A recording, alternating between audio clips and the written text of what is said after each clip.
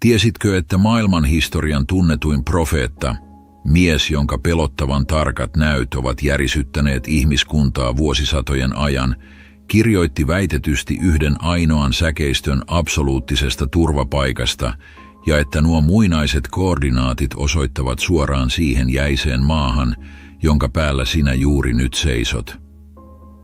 Tervetuloa takaisin varjoihin.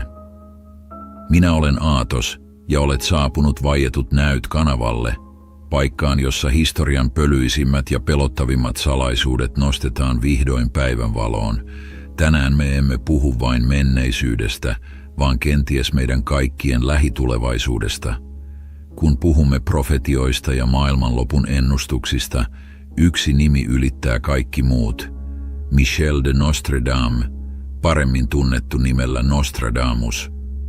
Tämä 1500-luvulla elänyt ranskalainen lääkäri ja astrologi kirjoitti satoja salaperäisiä nelisäkeitä, joita kutsutaan katreeneiksi. Hänen väitetään ennustaneen kaiken Lontoon suuresta palosta ja maailmansodista aina nykypäivän globaaleihin kriiseihin asti. Hänen tekstinsä ovat täynnä tulta, verta, sortuvia imperiumeja ja etelän suurkaupunkien luhistumista omaan ylpeyteensä ja sekasortoonsa.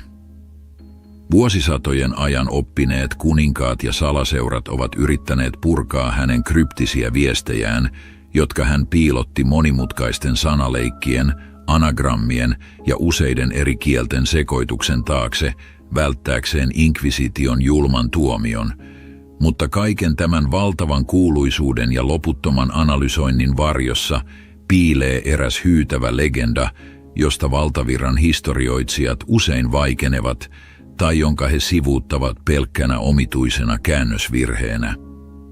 Syvällä Euroopan vanhimmissa kirjastoissa, ehkä jopa Vatikaanin suljettujen ovien takana, tutkijoiden ja vanhojen tekstien tulkitsijoiden keskuudessa kiertää nimittäin sitkeä teoria eräästä kadotetusta tai tahallaan väärin ymmärretystä Katreneesta. Väitetään, että tämä tietty säkeistö kuvaa aikaa, jolloin ihmiskunta kohtaa ennennäkemättömän ahdistuksen aikakauden.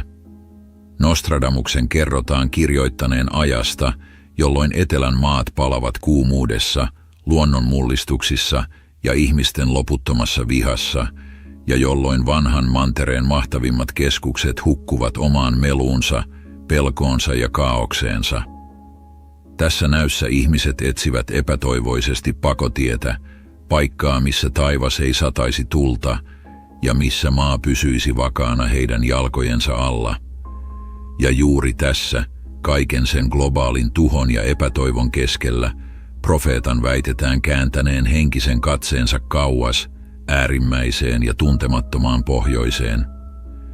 Legendan mukaan hän hahmotteli paperille salaperäisen turvasataman, maantieteellisen alueen, jota hallitsee tanssivien tulien kruunu ja jossa aurinko vetäytyy pitkille unille raskaan jään alle.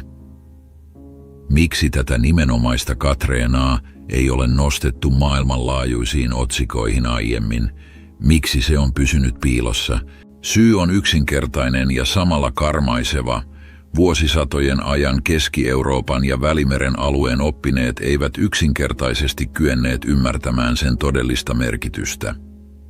Heille ajatus elinkelpoisesta, saati sitten ihmiskuntaa pelastavasta korkeakulttuurista kaukana pohjoisen pimeydessä ja ikiroudassa, oli tuohon aikaan täysin käsittämätön, jopa absurdi. Niinpä varhaiset kääntäjät yrittivät väkisin pakottaa nämä sanat sopimaan omiin eteläisiin ja tutumpiin maisemiinsa. He tulkitsivat tanssivat tulet milloin lähestyvän sodan liekeiksi, milloin tuhoisien tulivuoren purkausten heijastuksiksi taivaalla. Mutta me, jotka olemme syntyneet tähän ankaraan ilmastoon, tiedämme tasan tarkkaan, mitä nuo taivaalla tanssivat äänettömät ja kylmät tulet ovat. Ne ovat meidän revontulemme. Ne ovat aurora borealis, joka kruunaa pohjoisen taivaan. Ja tuo maa, jossa aurinko todella katoaa talvisin kokonaisiksi kuukausiksi, jättäen jälkeensä vain loputtoman sinisen hämärän ja hiljaisuuden. Se on meidän kotimme, se on Suomi. Onko todella mahdollista, että 1500-luvun ranskalainen näkijä, mies, joka ei koskaan elämässään nähnyt metriä lunta saati tuntenut arktista viimaa kasvoillaan, näki unissaan juuri meidän karun, metsien ja järvien peittämän niemimaamme ainoana todellisena suojana tulevalta maailmanlaajuiselta myrskyltä? Ja jos näin todella on, mitä muuta tuo vuosisatoja salattu teksti meidän kohtalostamme kertoo, kun maailma ympärillämme alkaa lopulta murentua? Tämä mystinen Katreena, jonka kääntäjät vuosisatojen ajan sivuuttivat tai ymmärsivät tahallaan väärin, kätkee sisäänsä uskomattoman tarkan kuvauksen paitsi meidän maantieteellisestä sijainnistamme, myös siitä järkkymättömästä perustasta, jolla me suomalaiset seisomme. Nostradamuksen tutkijoiden marginaalissa elävä, mutta yhä äänekkäämmäksi kasvava ryhmä uskoo, että profeetta yritti epätoivoisesti varoittaa tulevista sukupolvista ja ohjata heitä kohti pohjoista. Hänen tekstinsä puhuvat väitetysti aikakaudesta, jolloin maa etelässä tärisee, jolloin meret nousevat nielaisemaan ylpeät kaupungit ja jolloin aurinko polttaa viljan pelloille. Tämä kuulostaa pelottavan paljon juuri siltä ilmastolliselta ja geopoliittiselta todellisuudelta, jota kohti maailma tälläkin hetkellä näyttää vääjäämättä kulkevan. Keskiajan tulkitsijat, jotka elivät omien sotiensa ja kulkutautiensa keskellä, eivät voineet nähdä näitä sanoja globaalina ilmastokatastrofina, joten he yrittivät sovittaa ne oman aikansa Ranskaan ja Italiaan, kadottaen siten koko alkuperäisen sanoman täydellisesti. Mutta sitten, aivan kuin vastapainona tälle maailmanlaajuiselle tuholle, Nostradamus kuvailee tuota tanssivien tulien kruunaamaa maata. Näiden varjoon jääneiden ja kenties Vatikaaninkin arkistoissa pölyttyvien tulkintojen mukaan nuo taivaan tulet eivät olekaan sodan tai tuhon liekkejä, vaan eräänlainen suojakilpi, kosmisen energian heijastus, joka merkitsee absoluuttista turva-aluetta. Se on tietenkin meidän tuntemamme aurora borealis, revontulet, jotka syttyvät hiljaisuudessa pimeän talvitaivaan ylle, aivan kuin merkkivalona eksyneille, ja mikä on vieläkin hämmästyttävämpää, on se, miten tämä 1500-luvun näkijä väitetysti kuvaili sitä maaperää, jolle tämä turvasatama on rakennettu. Hän puhui maasta, joka ei koskaan horju, maasta, joka on vanhempi kuin itse aika ja joka on tehty rikkoutumattomasta kivestä. Geologisesti katsottuna tämä on täydellinen, suorastaan pelottavan tarkka ja yksityiskohtainen kuvaus Fennoskandian kilvestä, meidän suomalaisesta peruskalliostamme. Kun muualla Euroopassa ja maailmassa mannerlaatat hankaavat toisiaan vasten, aiheuttaen tuhoisia maanjäristyksiä ja tsunameja, me täällä Pohjolassa seisomme planeettamme kenties vanhimman, vakaimman ja kestävimmän kiven päällä. Olemme aina tienneet, että kalliomme on vahva. Mehän olemme historiallisesti louhineet sen sisään kokonaisia maanalaisia kaupunkeja, massiivisia väestönsuojia ja kilometrien pituisia tunneleita, mutta onko todella mahdollista, että Nostradamus näki jo vuosisatoja sitten tämän saman graniitin ihmiskunnan viimeisenä fyysisenä suojana, eräänlaisena luonnon omana bunkkerina? Legendan mukaan turva ei kuitenkaan löydy pelkästään kalliosta tai revontulten taikuudesta, vaan ennen kaikkea niistä ihmisistä, jotka asuttavat tätä ankaraa niemimaata. Näissä salatuissa ja usein sensuroiduissa teksteissä, joita valtavirran tiede ei ehkä koskaan täysin hyväksy osaksi virallista historiaa, profeetan sanotaan ihmetelleen kansaa, joka kestää kuukausien pimeyden ja hyytävän kylmyyden tulematta hulluksi. Etelän ihmisille, ranskalaisille aatelisille ja Välimeren asukkaille aurinko on elinehto, ja sen katoaminen tai muuttuminen polttavaksi aseeksi ajaa heidät näyissä täydelliseen paniikkiin ja yhteiskunnalliseen romahdukseen. Mutta me suomalaiset olemme eläneet pimeyden, jään ja eristäytyneisyyden kanssa vuosituhansia. Me olemme oppineet paitsi sietämään sitä loputonta kaamosta, myös löytämään siitä alkukantaista voimaa. Nostradamuksen väitetään ennustaneen, että kun maailman psyyke romahtaa jatkuvan pelon, uutistulvan, melun ja epävarmuuden alla, vain ne, joiden mieli on jo valmiiksi sopeutunut eristykseen ja absoluuttiseen hiljaisuuteen, voivat säilyttää järkensä ja ihmisyytensä. Meidän kykymme vetäytyä omiin oloihimme, meidän vähäpuheisuutemme ja kenties jopa se usein parjattu, sisäänpäin kääntynyt melankoliamme nähdäänkin näissä tulkinnoissa valtavana, suorastaan yliluonnollisena selviytymisetuna. Kun koko muu maailma juoksee hysteerisesti pakoon omia varjojaan ja tuhoaa toinen toisiaan resurssien loppuessa, me olemme oppineet istumaan niiden varjojen kanssa iltanuotiolla, tyynenä ja pelkäämättä. Tämä tekee meistä jään ja ikiaikaisen graniitin kansasta, paitsi fyysisesti, myös henkisesti, täysin uniikin linnoituksen. Jotkut salaliittoteoreetikot jopa kuiskaavat, että maailman eliitti on aina tiennyt tämän, ja siksi katseet kääntyvät yhä useammin kohti pohjoista, kun globaalit kriisit syvenevät.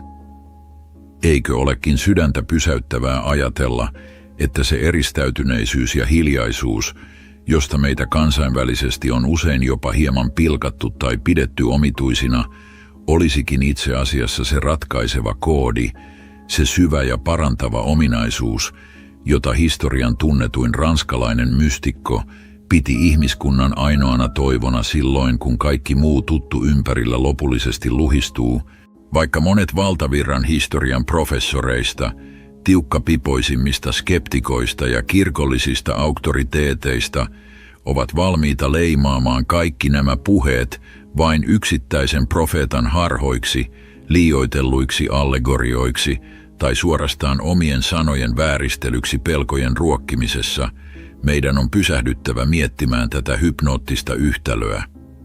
Miten on ylipäätään edes teoreettisesti mahdollista, että 1500-luvun ranskalainen lääkäri, mies, joka tuskin tiesi pohjoisen havumetsävyöhykkeen olemassaolosta saati sen geologisista tai ilmastollisista yksityiskohdista, pystyi väitetysti hahmottelemaan niin täydellisen ja teknisesti tarkan kuvan ainoasta maantieteellisestä alueesta, joka näyttäisi tällä hetkellä selviävän todennäköisimmistä globaaleista skenaarioista.